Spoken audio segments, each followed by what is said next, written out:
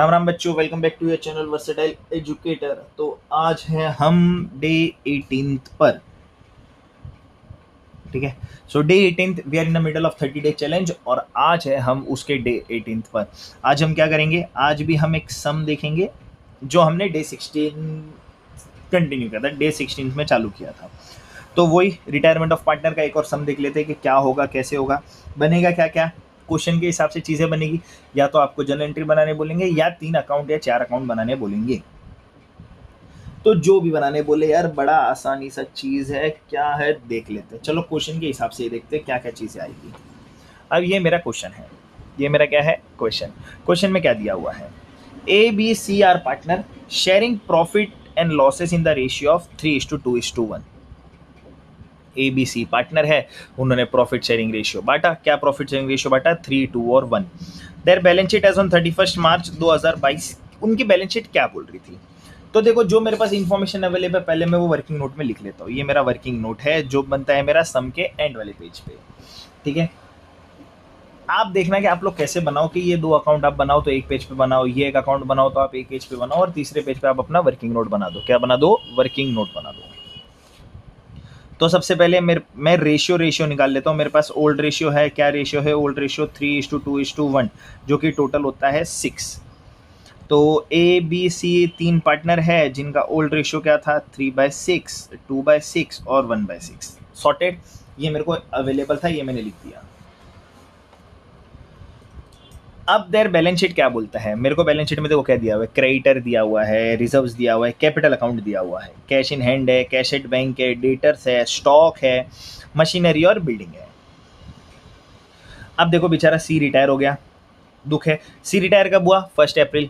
जब C retire हुआ तब तक का मेरे को क्या बनाना पड़ेगा, ऑब्वियस सी बात है, सी अगर रिटायर होता है तो सी रिटायर होते ही मेरे को क्या बनाना पड़ेगा, उस दिन तक की बैलेंस शीट बनानी पड़ेगी। उस दिन तक की क्या बनानी पड़ेगी, बैलेंस शीट बनानी पड़ेगी। चलो बना देते हैं balance sheet. It was agreed that the amount due to him will be paid by 30 June. अब ये एग्री हो गया कि सी को जो भी अमाउंट ड्यू होगा, सी को जो भी अमाउंट पे करना होगा वो अपन पे करेंगे 30 जून 2023। वो रिटायर कब हुआ, 2022 तक। मतलब उसको 1 अप्रैल 2022 तक जो भी चीज़ होगी वो तो सारी देनी पड़ेगी ना। पर वो सब प्लस माइनस करने के बाद हम पे कब करेंगे, वो हम पे करेंगे 30 जून 2023 को। अब क्या क्या एग्री हुआ कि वैल्यू ऑफ एसेट्स की कैसे एग्री होगी कि वैल्यू ऑफ एसेट्स अपन कैसे एडजस्ट करेंगे। तो सबसे पहले डाउटफुल डेट बना दो, प्रोवाइड करो डाउटफुल डेट सन्ड्री डेटर्स पे। सन्ड्री डेटर पे एक स्टार मार्क मार दिया। स्टॉक और मशीनरी को रिड्यूस कर दो, स्टॉक और मशीनरी पे एक स्टार मार्क मार दिया। बिल्डिंग को रिवैल्यू कर दो, बिल्डिंग पे एक स्टार मार्क मार दिया। A and B will continue to carry on the business and shall share profit and losses equally in future। अब A और B कंटिन्यू करेंगे बिजनेस, C रिटायर हुआ तो न्यू प्रॉफिट भी दे दिया मेरे को। A और B कंटिन्यू करेंगे तो मेरे को मिला न्यू प्रॉफिट शेयरिंग रेशियो। क्या, कौन कंटिन्यू कर रहे बिजनेस, A और B। A और B पार्टनर कंटिन्यू करते ही प्रॉफिट शेयरिंग रेशियो क्या, इक्वली है। इक्वली बोले तो 2 हिस्सा, 2 हिस्सा बोले तो 1 हिस्सा A का, 1 हिस्सा B का। 1/2 1/2 इक्वल हो गया, 1 का हाफ 1 का हाफ, इक्वल इक्वल हो गया। न्यू रेशियो भी दिया हुआ है। अब इधर मेरे को इन्होंने एक चीज तो बोली हुई है कि furniture purchased on 1 January 2022, this is 31 March 2022। मतलब 2022 शुरू ही जैन से हुआ होगा, ठीक है। तो ये साल के 3 महीने जब भी मैंने एक मशीनरी परचेज की थी जो मैंने गलती से खर्चा बता दिया था। अब जब भी कोई अपन एसेट परचेस करते हैं तो वो अपने एसेट में दिखना चाहिए ना, वो एक्सपेंस में थोड़ी दिखेगा, वो तो एक्सपेंडिचर होता है। तो it's to be brought into book again, और उस पर डेप्रिसिएशन चार्ज करना है 10%, ठीक है। तो यहाँ पे फर्नीचर कहीं नहीं है क्योंकि हमने वो गलती से कहाँ दिखा दिया था, खर्चे में दिखा दिया था। कहाँ दिखा दिया था, खर्चे में। जब अपन किसी चीज़ को खर्चे में दिखाते हैं, जब अपन किसी चीज़ को किधर दिखाते हैं, खर्चे में दिखाते हैं, पर जब वो मेरा खर्चा नहीं होता तो मेरे को उसको वापस सही जगह पर दिखाना होता है। मेरे को वापस उसको कहाँ दिखाना होता है, सही जगह पर दिखाना होता है। तो मैं सही जगह पर कैसे दिखाता हूँ, मैं सही जगह पर ऐसे दिखाता हूँ। फर्नीचर था तो वापस एसेट में शो होगा, और इसका डेप्रिसिएशन जो भी चार्ज होगा वो अकॉर्डिंगली वैसे चार्ज हो जाएगा, ठीक है। तो वैसे वो चीज़ें चार्ज होगी। अब मेरे को बनाना क्या क्या है, रिवैल्यूएशन अकाउंट बनाना है, पार्टनर्स कैपिटल बनाना है, सी का लोन अकाउंट बनाना है और बैलेंस शीट बनानी है। तो देखो मैंने बना दिया। मैंने रिवैल्यूएशन बना दिया, मैंने पार्टनर्स कैपिटल बना दिया, मैंने लोन अकाउंट बना दिया सी का जो रिटायर हो रहा है, और मैंने बैलेंस शीट भी बना दी। तो हम सबसे पहले उठा के डालना चालू करते हैं जो चीज़ें जहाँ थी। तो सबसे पहले लाइबिलिटी साइड पूरी करते हैं। सन्ड्री क्रेडिटर्स कोई स्टार मार्क नहीं है, जो चीज़ दी है वो वैसी की वैसी उस साइड में लिख दो। लाइबिलिटी थी तो अभी भी तो लाइबिलिटी रहेगी। सन्ड्री क्रेडिटर्स क्या अमाउंट है, 16,000 का अमाउंट मैंने आउटर कॉलम में डाल दिया क्योंकि कोई स्टार मार्क नहीं था। जनरल रिजर्व मेरे को पता है बंटवारा होगा, तो पहले कैपिटल डालता हूँ। कैपिटल क्या था, कैपिटल अकाउंट दिया हुआ है 1 लाख 1 लाख 1 लाख, तो by balance brought down 1L 1L 1L। अब जनरल रिजर्व भी मेरे को पता है बंटवारा होगा। जनरल रिजर्व ओल्ड रेशियो में बंटवारा होगा 3:1 में। 60,000 का 3:1 इज 30,000, 20,000 एंड 10,000। कैलकुलेशन अरे बहुत इजी तरीके से कैलकुलेशन आता है। 3:1 60,000, 6 ही तो है, 6 ही तो है, 3 हिस्सा 2 हिस्सा 1 हिस्सा बांट दिया। कैपिटल भी बांट दिया। Cash in hand cash at bank, asset side आएंगे। Cash in hand cash at bank, ये भी लिख दिया। कितना कितना है, 6,000 और 10,000, 6,000 और 10,000 डाल दिया। अब मेरे को बोला है डेटर, डेटर्स भी लिख देते हैं अपन। सन्ड्री डेटर्स, मेक श्योर कि आपको जो ट्रायल बैलेंस में दिया वो पूरा का पूरा उठा के लिखो, ताकि आपके कहीं मार्क्स वार्क्स कोई काट ना सके ना यार। 90,000 ये भी लिख दिया। फिर मेरे पास है स्टॉक और मशीनरी और बिल्डिंग, तो मैं वो भी लिख देता हूँ। फिक्स एसेट है, मैं उसको ऊपर लिखता हूँ जनरली।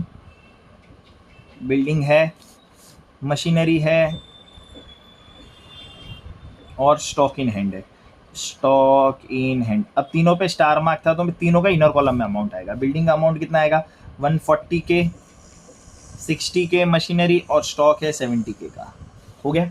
सारी चीज़ें जो जो अवेलेबल थी मेरे पास ट्रायल बैलेंस में, मैंने वो उठा के जो जो जहाँ आनी थी वो मैंने लिख दिया। बड़ा इजी मेथड है ये वाला, ठीक है। अब इससे कन्फ्यूजन खत्म ही हो जाता है। अब चलो एक एक एडजस्टमेंट उठाना चालू करते हैं। पहले तो डाउटफुल डेट प्रोवाइड करते हैं सन्ड्री डेटर्स पे। कितना परसेंट है, 5%। मतलब प्रोविजन क्रिएट करना है कि भाई नुकसान, डाउटफुल डेट का मतलब होता है नुकसान हो सकता है, होगा नहीं, भरोसा नहीं है, तो लेस क्या है, provision for doubtful debts at the rate 5%। Make sure यहाँ पे आप अगर आपके पास टाइम होता है तो आप फुल फॉर्म लिखना है यहाँ पे। 5% बोले तो एक जीरो हटाओ और उसका हाफ कर दो, तो 4,500 मेरा हो गया 5%। एसेट कम हुआ, एसेट कम होते ही नुकसान है, सीधा इधर क्या आ जाएगा, 2PDD provision for doubtful debt account. कितना नुकसान हुआ, 4,500। देखो एसेट कम हुआ, रीवैल्यू हुआ एसेट। अब पहले एसेट था 90,000, अब 4,500 से एसेट कम हो गया, रीवैल्यू हो गया, रीवैल्यू हुआ तो डेबिट साइड आ गया क्योंकि कम हुआ। फिर बोला कि मशीनरी स्टॉक को रिड्यूस करो 5% से और मशीनरी को 10% से। तो स्टॉक को 5% से कम कर देते हैं, तो मतलब होगा डेप्रिसिएशन, या तो आप लिख सकते हो यहाँ पे डेप्रिसिएशन, यहाँ पे आप लिख सकते हो रीवैल्यूएशन। 5% है स्टॉक, 5% बोले तो सेम 70,000 का 7,000, 3,500, एक जीरो हटा के हाफ कर दो, ईजी हो जाएगा। मशीनरी में भी डेप्रिशिएट हो रहा है और रीवैल्यू हो रहा है, पर वो हो रहा है 10% से, तो एक जीरो हटाओ तो वो आपका 10% है। एक जीरो हटाते ही वो आपका क्या है, 10%, विच बिकम्स योर 6,000। तो ये आपका मशीनरी भी कम हो गया, स्टॉक भी कम हो गया। अब एसेट कम होते ही सीधा मैं क्या डाल दूंगा, रीवैल्यू हो गए, रीवैल्यू होते ही कम हुआ। कम हुआ कैसे कम हुआ, स्टॉक कम हुआ 3,500 से, मशीनरी कम हो गई 10%, एक जीरो हटाते ही 6,000 से। चलो ये भी कम कर दिया, ये भी कम हो गया, तो स्टॉक भी कम हो गया, मशीनरी भी कम हो गई। मैंने इसके भी दूसरा इफेक्ट डाल दिया। बिल्डिंग रीवैल्यू हो रही है 151 पे। पहले मेरा बिल्डिंग कितना था, 140, बड़ा बिल्डिंग क्या होगा, बड़ा, तो बिल्डिंग बढ़ेगा तो प्लस हो जाएगी चीज़ें, तो इधर भी क्या होगा, रीवैल्यूएशन। जब आपका रीवैल्यूएशन होता है तो 151 हुआ बिल्डिंग, पहले था 140, अब 151, कितने से बढ़ा, 11,000 से बढ़ा। फ़ायदा हुआ, एसेट रीवैल्यू हुआ पर फ़ायदा हुआ, तो इधर क्या बता दूंगा, रीवैल्यूएशन की credit side by building account कितना, 11,000 रुपीज़। ये भी हो गया। वाओ यार, सारी चीज़ें फटाफट हो रही है। गुडविल फर्म का वैल्यू करता है 150 पे। गुडविल फर्म का वैल्यू करता है 150 पे, 150 पे, ठीक है। अब देखो 150 पे गुडविल वैल्यू करता है, एक पार्टनर जा रहा है जो कि है सी का रेशियो कितना था, 1/6। सी का रेशियो कितना था, 1/6। जब ये 1/6 को मैं काट छाट करता हूँ, ठीक है, तो मेरे को पता चलता है कि सी को कितना पैसा, सी ने कितना गुडविल लाया है, सी ने क्या किया, कितना गुडविल लाया है। तो क्या 6 से कटेगा, 6 1 जा 6 1 जा 6, 6 2 जा 12, 6 5 जा 30, 25,000 का गुडविल आता है। किसका गुडविल आएगा, सी का गुडविल आएगा 25,000। सी का कितना गुडविल आता है, 25,000, जो कि देगा कौन, सी तो जा रहा है, बाकी के दो पार्टनर देंगे, यस। कौन से रेशियो में देंगे, गेनिंग रेशियो में। क्या गेनिंग रेशियो है मेरे पास, नहीं है, चलो फाइंड करते हैं। गेनिंग रेशियो फाइंड करने के लिए क्या फॉर्मूला है, new ratio minus old ratio. तो ए और बी ही जा रहे हैं, ए और बी तो बेचारे बिजनेस में ही है, क्या ए बी, ए का ओल्ड रेशियो और न्यू रेशियो, तो ए का न्यू रेशियो है 1/2, बी का भी न्यू रेशियो 1/2। ओल्ड रेशियो कितना है, ए का 3/6 और बी का है 2/6। जब हम क्रॉस मल्टीप्लाई करते हैं तो 6 1 जा 6, 2 3 जा 6, ठीक है, 12, 6 1 जा 6 और 2 2 जा 4। मतलब देखो देखो क्या हुआ, अब ए ने कोई भी सेक्रीफाइस नहीं किया और पूरा सेक्रीफाइस किया बी ने। ए ने क्या किया, यहाँ पे ए ने कुछ भी सेक्रीफाइस नहीं किया, ए का सेक्रीफाइस कुछ था ही नहीं, ए का सेक्रीफाइस कुछ था ही नहीं। तो सेक्रीफाइस सिर्फ किया किसने, सेक्रीफाइस करने वाला सिर्फ बी है। सेक्रीफाइस करने वाला कौन है, बी है। तो जो भी सेक्रीफाइस हुआ वो बी करेगा। देखो अब सी का शेयर कितना था, 1/6 था। सी का शेयर कितना है, 1/6। क्या ये 1/6 होता है, 2/12 को जब मैं कट छाट करता हूँ, 2 1 जा 6 है, देखो 1/6 हो गया। मतलब सी जो भी जा रहा है उसका पूरा का पूरा फायदा सिर्फ बी को होगा, ए को कुछ भी फायदा नहीं हुआ, देखो 0। सी के जाने पर ए को कोई भी फायदा नहीं हुआ, फायदा किसको हो रहा है, बी को हो रहा है। तो ये गुडविल भी कौन पे करेगा, बी पे करेगा। तो एंट्री कैसे आती है, बी से गुडविल ले लेंगे, बी इस कैपिटल डेबिट हो जाएगा और सी को दे देंगे, सी इस कैपिटल क्रेडिट हो जाएगा। कितना कितना, पूरा का पूरा गुडविल, कितना, पूरा का पूरा गुडविल, क्योंकि फायदा किसको हो रहा है, बी को फायदा हो रहा है। तो जब फायदा बी को हो रहा है, जब फायदा किसको हो रहा है, बी को हो रहा है फायदा, तो पूरा का पूरा गुडविल भी कौन पे करेगा, बी पे करेगा। ऑब्वियस सी बात है ना यार, तो बी पे करेगा। एंट्री क्या होती है, बी कैपिटल का डेबिट हो जाएगा और सी का कैपिटल क्रेडिट हो जाएगा। चलो बांट देते हैं, बी का कैपिटल डेबिट करते हैं, बी का कैपिटल डेबिट करते हैं। डेबिट टू किसको देगा, ये सी के कैपिटल में जाएगा। क्या नाम पे दे रहा है, गुडविल के नाम पे दे रहा है। गुडविल कितना दे रहा है, 25,000 और सी को मिलेगा, कौन देगा, बी देगा। बी का कैपिटल अकाउंट कितना देगा, 25,000, देखो आ गया। सी का क्रेडिट हो गया, बी का डेबिट हो गया। यहाँ पे कुछ नहीं आएगा, यहाँ पे कुछ नहीं, यहाँ पे कुछ नहीं, यहाँ पे कुछ नहीं, सारी चीजें हो तो गई। उधर कुछ नहीं आया, इधर कुछ नहीं आया, इधर कुछ नहीं आया, उधर कुछ नहीं आया। देखो गुडविल का बंटवारा भी हो गया, जिसको गेन हुआ वही गुडविल देगा, दे रहा है वो गुडविल, गुडविल की एंट्री भी हो गई। अब बोला ए और बी कंटिन्यू करेंगे बिजनेस, इक्वली बांटेंगे, वो तो अपना न्यू रेशियो हो गया। रही बात फर्नीचर की, फर्नीचर देखो आया 4,000 का, कहीं नहीं था। तो जब 4,000 का फर्नीचर आता है, जब 4,000 का क्या आता है, फर्नीचर आता है, तो चलो उसका भी अपन यही वर्किंग नोट में देख लेते हैं। एक तो 4,000 का फर्नीचर आया, ठीक है, इसको मैं पहले बता दूंगा। तो मेरा एसेट बढ़ा, 4,000 से एसेट बढ़ गया, 4,000 से क्या बढ़ा, एसेट बढ़ गया। जब मेरा 4,000 से एसेट बढ़ा, ठीक है, पर ये उस साल बिजनेस में, ये तो आया 1 जनवरी को था ना, मतलब ये उस साल बिजनेस में सिर्फ था 3 महीने, खरीदा ही 1 जनवरी को ही था, तो ये साल उस साल तो 3 महीने ही था, तो डेप्रिसिएशन भी 3 महीने के हिसाब से ही लगेगा। डेप्रिसिएशन कितना लगना चाहिए, 3 महीने के हिसाब से, मतलब सिर्फ 1,000 रुपये पे डेप्रिसिएशन चार्ज होगा, जो कि था 10% के डेप्रिसिएशन चार्ज होता, मतलब 100 रुपये डेप्रिसिएशन चार्ज होगा। तो मशीनरी फर्नीचर पूरा 4,000 से बढ़ेगा, नो डाउट। तो चलो पहले तो अपन फर्नीचर बढ़ा देते हैं। अब यहाँ पे मेरे पास जगह नहीं है तो मैं यहाँ पे लिख देता हूँ, ठीक है। फर्नीचर बढ़ाया मैंने 4,000 से, जिस पे डेप्रिसिएशन लगा 100 रुपीज़ का, ये कैलकुलेशन की, ठीक है, क्योंकि वो 3 महीने था, जैन फेब और मार्च। तो यहाँ पे मेरा फर्नीचर एग्जैक्टली कितना बढ़ा, 3,900। मैं क्या करता हूँ, जितना एग्जैक्टली बढ़ाना मैं उतना ही बताता हूँ। बाय फर्नीचर 3,900, जैसे एक ही एंट्री में काम हो जाए, नहीं तो 2 एंट्री में करना पड़ता। देखो कैसे, पहले तो फर्नीचर 4,000 से बढ़ा, यहाँ पे 4,000 बता दिया। 100 रुपये से कम हुआ, यहाँ पे 100 रुपये फिर बताना पड़ा, क्योंकि रिवैल्यू हो रहा है एसेट। तो मैंने क्या किया, मैंने फर्नीचर का पूरा यहाँ पे कैलकुलेशन कर दिया और डायरेक्टली 100 रुपीज़ माइनस करके जो डेप्रिसिएशन था 3,900 से फर्नीचर बढ़ा, उतना बढ़ा दिया। ये और ईजी है करना। ये बहुत ईजी है करना, ठीक है। तो ये भी मैंने कर दिया। अब मेरी सारी एंट्री खत्म हो गई, अब अकाउंट क्लोज करते हैं। सबसे पहले मैं रीवैल्यूएशन क्लोज करूंगा तो पता चला कि क्रेडिट साइड ज़्यादा है, क्रेडिट साइड ज़्यादा है मतलब फ़ायदा होगा। कितने का फ़ायदा हुआ? 14,900। ये मेरा टोटल होता है, जो भी टोटल है वो मैं दोनों साइड लिख दूंगा, जो कि लेजर का जो टी फॉर्मेट का बेसिक सी चीज़ है। जो जिस साइड ज़्यादा है, क्रेडिट साइड ज़्यादा तो फायदा होगा, डेबिट साइड ज़्यादा तो लॉस होगा। जो ज़्यादा है वो मैं दोनों साइड लिख दूंगा। अब ये तो ओल्ड रेशियो में ही बटेगा। कौन से पे बटेगा? ओल्ड रेशियो में। तो इसमें से जब मैं ये सारी चीज़ें माइनस करता हूँ खर्चा, तो मेरा इधर अमाउंट मेरे को मिलता है कुछ 900 के आसपास। कितना मिलता है?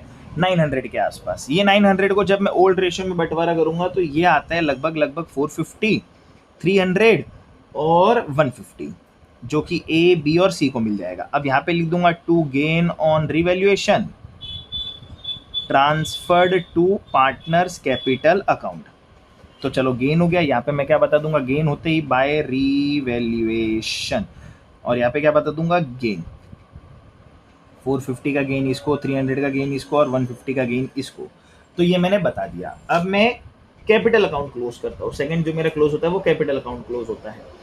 कैपिटल अकाउंट क्लोज करने की जब मैं बात करता हूँ तो देखो किस साइड ज़्यादा है मेरे को वो देखना पड़ता है। जब मैंने ये देख लिया ए का इधर कुछ नहीं है, मतलब ए का क्रेडिट ज़्यादा है, बी का सिर्फ 25 है, पर यहाँ पे 1 लाख है, और सी का यहाँ पे कुछ नहीं है और सी का भी क्रेडिट ज़्यादा है। जब इन तीनों का क्रेडिट ज़्यादा है तो मैं इन तीनों का क्रेडिट वाला अमाउंट प्लस करता हूँ। ये आता है 130, 450, ये आता है 120, 300 और ये आता है 135, 190। तो वही टी फॉर्मेट में जो ज़्यादा है वो दोनों साइड लिख देंगे। 130, 450, 120, 300 और 135, 190। ये मैंने दोनों साइड लिख दिया। अब जब इस ज़्यादा था तो पहले, अब जा कौन रहा है? सी। तो मेरे को पहले सी क्लोज करना है, जो रिटायर हो रहा है उसको। तो सी को मेरे को टोटल कितना पैसा देना है? यहाँ पे कुछ भी डेबिट में नहीं था, सी से मेरे को लेना कुछ भी नहीं है, तो 135, 190 मेरे को सी को देना है। तो ये मेरा, जब मेरे को क्वेश्चन में कुछ नहीं बोला हुआ रहता है तो ये मैं ट्रांसफ़र कर देता हूँ सी के लोन अकाउंट में, ठीक है। कि सी का उधार बचा हुआ है। जैसे ये सी का लोन अकाउंट मैंने ओपन किया था, क्योंकि मेरे को क्वेश्चन में बोला था, तो यहाँ पे क्रेडिट साइड क्या हो जाएगा? By balance brought down. कितना? 135, 190। ये मैंने लोन अकाउंट में ट्रांसफर कर दिया। लोन अकाउंट में ट्रांसफर करने के बाद ए और बी का क्लोज करते हैं। लोन अकाउंट में ट्रांसफर करने के बाद ए और बी में क्लोज करते हैं। ए और बी में क्लोज करते ही देखो कैसे करेंगे। 130, 450 में ए से कुछ भी नहीं लेना था, मतलब ए का कैपिटल कितना होएगा? 130, 450। बी से 25,000 माइनस करना तो इसका लगभग मेरा अमाउंट बचता है 95,300। ये मेरा नया कैपिटल बन जाएगा।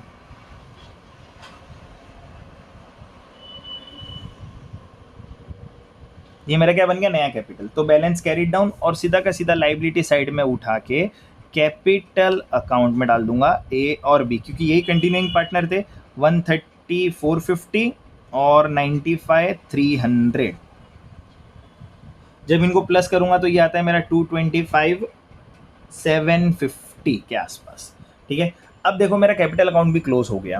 अब मैं लोन क्लोज करता हूँ। लोन भी इस साइड ही ज़्यादा था और कुछ बचा ही नहीं है यहाँ पे, तो ये मैं दोनों साइड लिख दूंगा 135, 190 और यही यहाँ पे वापस 135, 190 लिख के इसको भी क्लोज कर दूंगा। यहाँ पे आ जाएगा to balance carried down. Loan account बनाने का यही काम था। यहाँ पे या तो आप लिखो बैलेंस ब्रॉट डाउन, यहाँ पे नहीं लिखोगे तो मैंने कहाँ से लाया था? ये कैपिटल अकाउंट। तो ट्राई करो कि आप जहाँ से ला रहे हो वहाँ से लिखो। तो कैपिटल अकाउंट से लाया, ये देखो कैपिटल अकाउंट से लाया, तो यहाँ पे मैंने कैपिटल अकाउंट बता दिया। अब ये लोन है, यहाँ पे आ जाएगा सीज लोन अकाउंट, ठीक है। क्या आएगा? सीज लोन अकाउंट कितना? 135, 190। अब जब मैं इनर वाले अमाउंट के बाहर वाले लिखता हूँ तो 54K, यहाँ पे जब माइनस होने पर कुछ अमाउंट आया, यहाँ पे माइनस करने पर 85, 500 समथिंग आसपास कुछ अमाउंट आया। 70 में से माइनस किया तो 66, 500 के आसपास कुछ अमाउंट आया। और जब मैं ये टोटल करता हूँ तो इसका टोटल मेरा आता है 376,900। 376,900 ऐसे होता है मेरा अमाउंट टैली। ये आपको टैली लिखना नहीं है। टैली मतलब debit is equal to credit, liability is equal to asset, ये आपको लिखना नहीं है। तो ये था आपका रिटायरमेंट का दूसरा सम, कि कैसे हमने लोन अकाउंट ओपन किया और लोन अकाउंट को क्लोज किया। ठीक है बच्चों, तो आपको पता है क्या करना है, क्यों करना है, कैसे करना है। हम डे 18 पर थे, मिलते हैं डे 19 पर। तब तक के लिए बाय बाय।